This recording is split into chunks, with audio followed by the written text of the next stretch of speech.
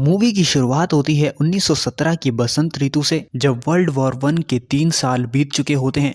German सैनिक युद्ध के मैदान के आगे वाले मोर्चों पर जमकर लड़ाई लड़ रहे हैं। खाइयों में एक सैनिक डर से कांप रहे यंग हेनरिक पर चिल्लाता है, उसे सीढ़ियों के पास जाने और खाई से बाहर निकलने के लिए कहता है। हेनरिक से पहले एक सैनिक सीढ़ी पर चढ़ता है और तुरंत मारा जाता है। उसके बावजूद कमांडर उसे आगे बढ़ने के लिए धक्का देता है। हेनरिक फ्रेंच सैनिकों पर हमला करने के लिए नो मैन्स लैंड में दौड़ पड़ता है। उसके चारों ओर जर्मन सैनिक मारे जा रहे हैं। वो एक साथी सैनिक की मदद करने की कोशिश करता है, लेकिन कुछ ही पलों में वो भी मारा जाता है। थोड़ी देर बाद हेनरिक की बंदूक की गोलियां खत्म हो जाती हैं और वो दुश्मनों से सिर्फ फावड़े के सहारे लड़ाई करता है। एक दिन की वॉर खत्म होने के बाद जर्मन सैनिक मारे गए सैनिकों की यूनिफॉर्म इकट्ठा करते हैं, जिनमें हेनरिक की यूनिफॉर्म भी शामिल होती है। मरने वाले सैनिकों की बॉडीज को दफनाने से पहले उनकी यूनिफॉर्म, जूते और हेलमेट उतारे जाते हैं। इन्हें धोकर, सुखाकर और सिलाई करके नए सैनिकों के लिए तैयार किया जाता है। दूसरी तरफ नॉर्थ जर्मनी में 17 साल का पॉल अपने दोस्तों, जिनका नाम एल्बर्ट क्रॉप,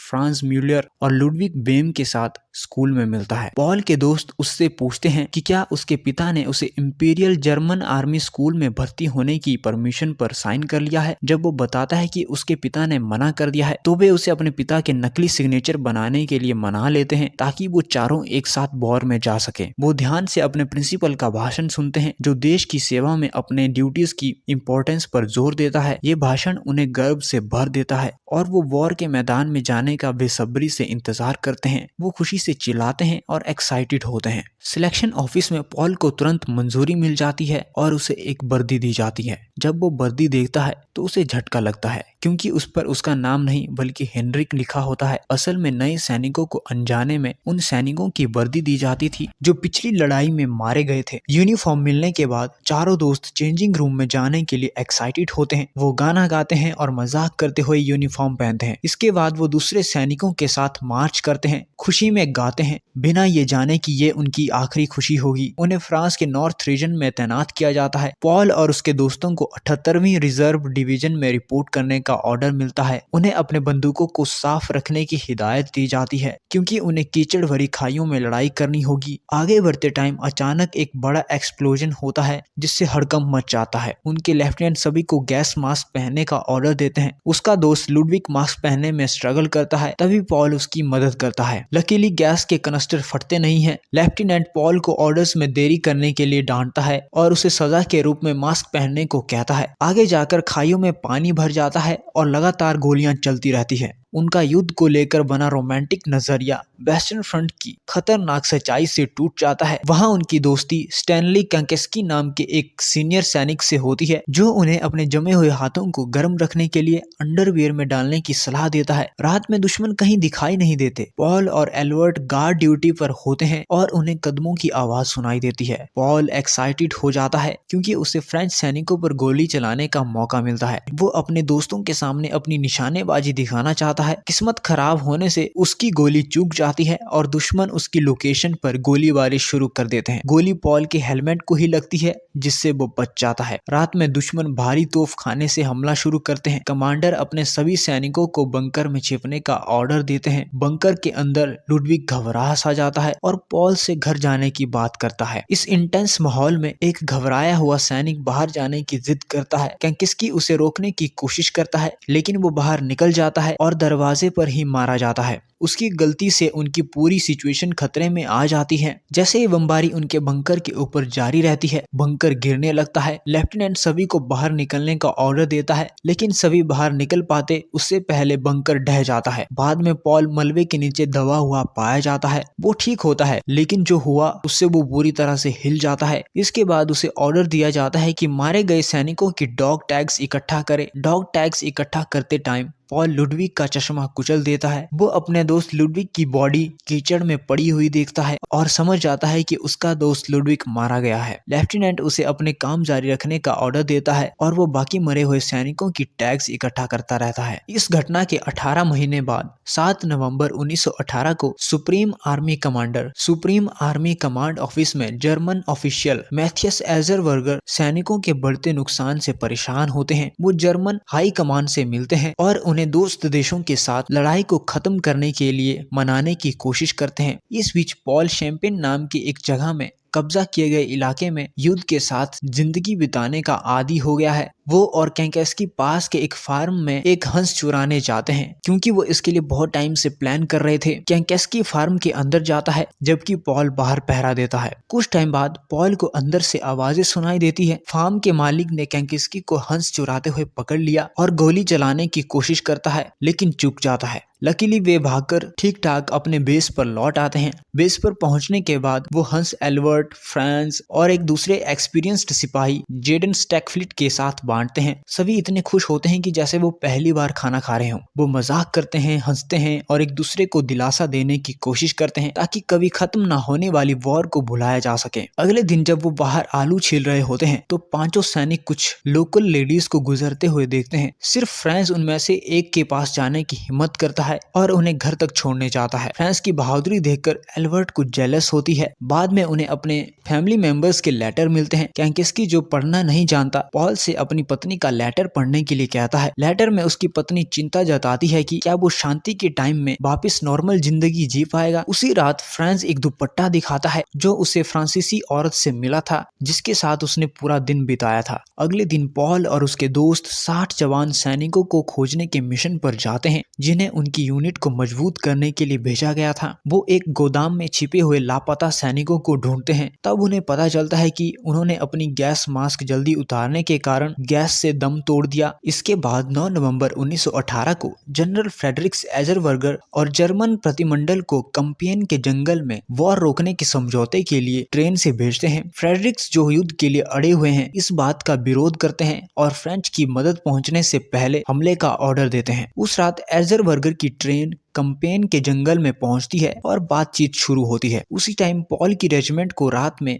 फ्रंट पर भेज दिया जाता है ताकि फ्रेंच लाइनों पर हमला करने की तैयारी की जा सके। 10 नवंबर की सुबह जर्मन फ्रंट लाइंस पर होते हैं और फ्रेंच पर हमला करने की तैयारी करते हैं। उधर सुप्रीम एलाइड कमांडर फर्डिनेंड फोच जर्मनों को 72 घंटे का टाइम देते हैं कि वे बिना शर्त उनका प्रपोजल मान लें। फ्रंट पर जर्मन सैनिकों को फ्रेंच आर्टिलरी से बमबारी का सामना करना पड़ता है। खाइयों तक पहुंचने के बाद जर्मन फ्रेंच फ्रंट लाइन को हाथापाई और नजदीकी गोलीबारी से कब्जे में ले लेते हैं। लड़ाई के दौरान पॉल, कैंकेस्की और जेडन को कुछ खाना मिलता है जिसे वे जल्दी जल्दी खाते हैं। तभी वे ट्रेंच के बाहर से गड़गड़ाहट की आवाज सुनते हैं। वे अपने हथियार को लेकर तैयार हो जाते हैं और देखते हैं कि सेंट कॉमेंट टैंक्स आ रहे हैं। टैंक्स जर्मन खाइयों पर हमला करते हैं और पॉल देखता है कि उसके साथी सैनिक टैंक शैल के हमले में मारे जा रहे हैं। स्ट्रगल में फ्रांस पॉल से अलग हो जाता है। पॉल और कैंकेस्की एक दुश्मन टैंक को खत्म करने का मौका देखते हैं। वो पीछे से टैंक के पास जाते हैं, उसके ट्रैक्स पर ग्रेनेड लगाते हैं और बाहर निकलने वाले फ्रेंच सैनिकों पर गोली चलाते हैं। पॉल देखता है कि फ्रेंच बचे हुए सैनिकों को फ्लेम थ्रोअर से मार रहे हैं। पॉल भागते टाइम आर्टिलरी की चपेट में आ जाता है लेकिन बच जाता है। लड़ाई के दौरान वो एल्बर्ट को जलते हुए देखता है, जिसने अपने हथियार डालने की कोशिश की थी लेकिन उसे जिंदा जलाकर मार दिया जाता है। कैंकेस्की पॉल को पकड़कर जर्मन खाइयों में वापिस लाता है। वहां पहुंचकर एक लेफ्टिनेंट उसे छोड़े गए हथियार और गोला बारूद इकट्ठा करने का ऑर्डर देता है। डर से कांपते हुए पॉल कुछ गोला बारूद उठाता है और वापस लौटने लगता है। वो गिरकर नो मैन्स लैंड में एक गड्ढे में फंस जाता है, जहां उसका सामना एक फ्रेंच सैनिक से होता है। पॉल उसे छुरा घोंप देता है और उसे धीरे धीरे मरते हुए देखता है। वो उसके शरीर से माफी मांगते हुए पछतावा करता है। उधर एजरबर्गर को कैसर विल्हेम सेकंड के इस्तीफे की इंफॉर्मेशन मिलती है। उन्हें शाम को field marshal Paul von Hindenburg से दोस्त देशों के प्रपोजल एक्सेप्ट करने का ऑर्डर मिलता है। जल्दी पॉल अपनी यूनिट में लौटता है और देखता है कि सब लोग वॉर के खत्म होने का जश्न मना रहे हैं। वो घायल जेडन को ढूंढता है जो उसे फ्रांस का दुपट्टा देता है। पॉल और कैंकेस्की उसे खाना देते हैं, लेकिन जेडन, जो अपने हैंडीकैप होने से दुखी है, कांटे से खुद को मार लेता है। जैसे ही वो जेडन की मदद करने की कोशिश करते हैं, एक सैनिक उनका खाना चुरा लेता है। इसके बाद 11 नवंबर को सुबह 5 बजे एजरबर्गर का दल वॉर को खत्म करने के समझौते पर साइन करता है, जो सुबह 11 बजे से लागू होना था। जब जनरल फ्रेडरिक को वॉर के खत्म होने की खबर मिलती है तो वो अपनी बाकी बची सेना को बेस पर वापस बुलाता है और आखिरी हमले की तैयारी करने का का ऑर्डर देता है। वॉर के खत्म होने के बारे में जानने के बाद पॉल और कैंकिस्की जश्न मनाने के लिए आखिरी बार उस फार्म से कुछ चुराने का फैसला करते हैं। जब वो फार्म पहुंचते हैं तो पॉल अंदर जाकर हंस और अंडे उठा लेता है, लेकिन जब वो उस खलियान में होता है तो फार्मर का बेटा उसे चोरी करते हुए पकड़ लेता है। वो उसे अंदर बंद कर देता है और अपने पिता को बुलाने चला जाता है। पॉल किसी तरह खलियान से भाग निकलता है और खेतों की तरफ भागने लगता है। वापस लौटकर वो कैंकिस्की को चोरी किए गए अंडे दिखाता है और जश्न मनाने के लिए उन्हें पीने लगता है। कैंकिस्की पॉल को बताता है कि वो जंगल में पेशाब करने जा रहा है। कुछ देर बाद पॉल को दूर से एक गोली की आवाज सुनाई देती है। वो दौड़ता हुआ कैंकिस्की के पास पहुंचता है और उसे घायल सिचुएशन में पाता है। पॉल उसे हॉस्पिटल ले जाता है, लेकिन डॉक्टर बताते हैं कि कैंकिस्की की जान नहीं बचाई जा सकती क्योंकि गोली उसके लिवर में लगी है। पॉल अपने आखिरी दोस्त की मौत का शोक मनाता है। इसके बाद पॉल और बाकी सैनिकों को जनरल फ्रेडरिक के बेस पर बुलाया जाता है। फ्रेडरिक घोषणा करता है कि वो जर्मन जीत के साथ वॉर खत्म करना चाहता है और ऑर्डर देता है हमला 10:45 पर शुरू होगा। ज्यादातर सैनिक इस बात को नहीं मानते, लेकिन ज्यादातर सैनिक डिसएग्री होते हैं, लेकिन जो डिसएग्री हो रहे थे उन्हें पकड़कर मार दिया जाता है। फीलिंगलेस पॉल अपनी रेजिमेंट के साथ फ्रंट लाइन की तरफ बढ़ने लगता है।